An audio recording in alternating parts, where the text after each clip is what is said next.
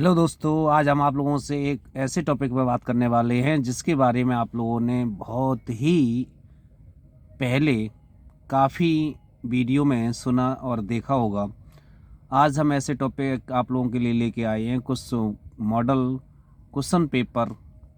और उस model question paper की बात करने से पहले हम कुछ दो स्टेटमेंट की बात करेंगे जो आपके लिए बहुत अच्छे स्टेटमेंट होंगे। चलो चलते हैं अब हम अपने स्टेटमेंट की ओर। पसीने की स्याही से पसीने की स्याही से जो लिखते हैं अपने इरादों को, पसीने की स्याही से जो लिखते हैं अपने इरादों को, उनके मुकद्दर के पन्ने कभी कोरे नहीं हुआ करते। उनके मुकद्दर के पन्ने कभी कोरे नहीं हुआ करते। आज हम बात करेंगे क्लास 12th के फिजिक्स, मतलब भौतिक विज्ञान। भौतिक विज्ञान के बारे में आप लोगों ने बहुत पहले से आप लोग स्टडी कर रहे हैं। क्लास 9 से लेकर क्लास 12 तक आप लोग पढ़ते आए हैं। आज हम बात करेंगे क्लास 12 के भौतिक विज्ञान के मॉडल पेपर की। और हम आप लोगों की इस श्रृंखला में ये जो क्वेश्चन हमने आप लिए हैं बोर्ड एग्ज़ाम के प्रीवियस या लास्ट ईयर पेपर से लिए गए हैं, और ये क्वेश्चन अधिकांश से आपके एग्ज़ाम में हर बार कहीं ना कहीं आपको देखने को मिलते हैं। चलिए बिना देरी किए हुए हम बात करते हैं सबसे पहले टॉपिक की, जिसको हम बोलते हैं गोलीय अवतल पृष्ठ के द्वारा अपवर्तन के नियम के लिए सूत्र लिखिए।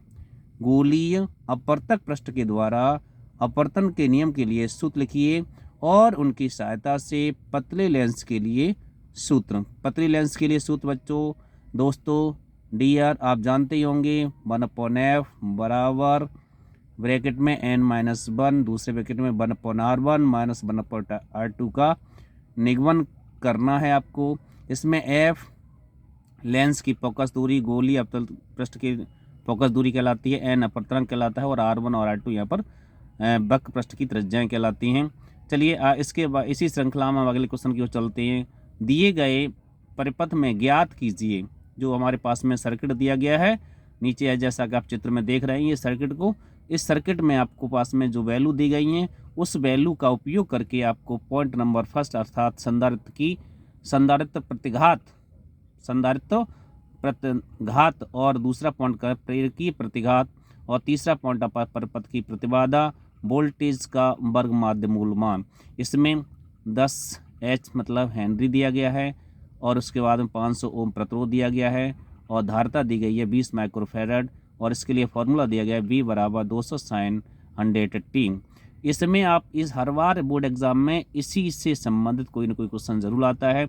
वैल्यू हो सकती है वो आपकी चेंज की जाए, लेकिन ये क्वेश्चन जो है 100% आपको मिलने वाला है बोर्ड एग्जाम में। ऐसे क्वेश्चन हैं, बस क्वेश्चन के पैटर्न को समझिए और उसमें लगने वाले फॉर्मूला को समझिए। फॉर्मूला तो हर जगह समान ही रहेगा, लेकिन उसकी जो वैल्यू है क्वेश्चंस की वो जरूर चेंज हो सकती हैं। तो इसमें टेंशन लेने की कोई ज़रूरत नहीं है, क्योंकि इसकी आप लोग प्रैक्टिस कर रहे हैं। ये जो परिपथ आप लोग देख रहे हैं वो हमारे पास में LCR परिपथ है। इस परिपथ का नाम क्या है? LCR परिपथ है। तो LCR परिपथ से हर बार 5 नंबर का आपके यहाँ बोर्ड एग्जाम में क्वेश्चन आता है। चलो आगे की ओर चलते हैं। हाइगेंस द्वारा प्रकाश के लिए दी गई तरंगाग्र अवधारणा के आधार पर परावर्तन के नियम सिद्ध कीजिए। हाइगेंस द्वारा प्रकाश के लिए दी गई तरंगाग्र अवधारणा के आधार पर परावर्तन के नियम को सिद्ध कीजिए। परावर्तन के नियम को आपको बताना है कि हाइगेंस ने तरंगाग्र की परिभाषा क्या दी, उसके आधार पर जो परावर्तन के नियम उन्होंने सिद्ध किए थे वो किस तरीके से किए, इस क्वेश्चन के आंसर में आपको बताना है। अगले क्वेश्चन की ओर चलते हैं। एक समांतर प्लेट संधारित्र की धारिता का सूत्र स्थापित कीजिए। एक समांतर प्लेट संधारित्र की धारिता का सूत्र स्थापित कीजिए और इसके साथ में इसी में क्वेश्चन उन्होंने लगाया हुआ है। वो क्वेश्चन ये है कि 100 माइक्रोफैराड का समांतर प्लेट संधारित्र 400 वोल्ट तक आवेशित है। कितने वोल्ट तक आवेशित? 400 वोल्ट तक आवेशित है। यदि इसकी प्लेटों के बीच की दूरी आधी कर दें तो प्लेट के बीच नया विभवांतर क्या होगा और उसकी संचित ऊर्जा में क्या परिवर्तन होगा। ये भी बहुत अच्छा क्वेश्चन आप लोगों के लिए आया है। दोस्तों ध्यान से क्वेश्चन को समझने की ज़रूरत है, ध्यान से क्वेश्चन को करने की ज़रूरत है। बोर्ड एग्ज़ाम के लिए आपके पास में टाइम ज़्यादा नहीं बचा हुआ है, जो टाइम बचा हुआ है उसको सावधानी से बिना टेंशन के तैयारी करने का प्रयास करें। समझदारी क्वेश्चन को कम से कम, अगर किसी क्वेश्चन में कोई परेशानी है तो उसे कम से कम 2 या 3 बार अवश्य पढ़ने का प्रयास करें। जैसे ही आप 2 या 3 बार क्वेश्चन को पढ़ेंगे तो आपको क्वेश्चन में बहुत कुछ समझ आ जाएगा और उसके आधार पर आपको क्वेश्चन को सॉल्व करना है। चलिए इसी श्रृंखला में आगे की ओर बढ़ते हैं। अगला क्वेश्चन आ रहा है आप लोगों के लिए, बहुत सिंपल और बहुत अच्छा क्वेश्चन आ रहा है। ट्रांसफार्मर क्वेश्चन है आपका, ट्रांसफार्मर का सिद्धांत क्या है, इसकी कार्यविधि समझाइए। ट्रांसफार्मर का सिद्धांत क्या है, इसकी कार्यविधि समझाइए।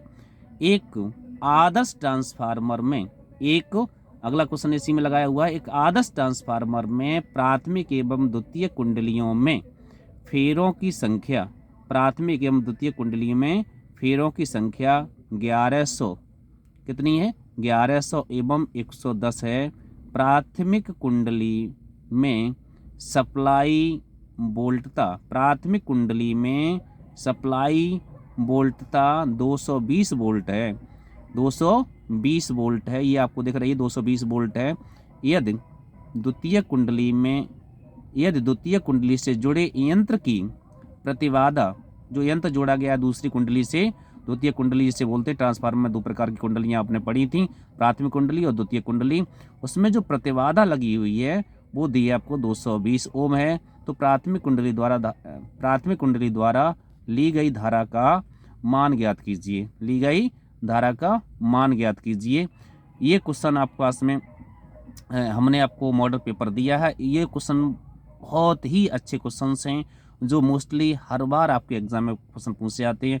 ये क्वेश्चन जनरली आपके पास में प्रत्येक क्वेश्चन जो है 5 नंबर का है, इसलिए जो मॉडल पेपर में लास्ट वाले जो question number 7, question number 8, question number 9 और क्वेश्चन नंबर, इस तरीके से जो क्वेश्चन आते हैं वो मोस्टली 5 नंबर के क्वेश्चन आते हैं।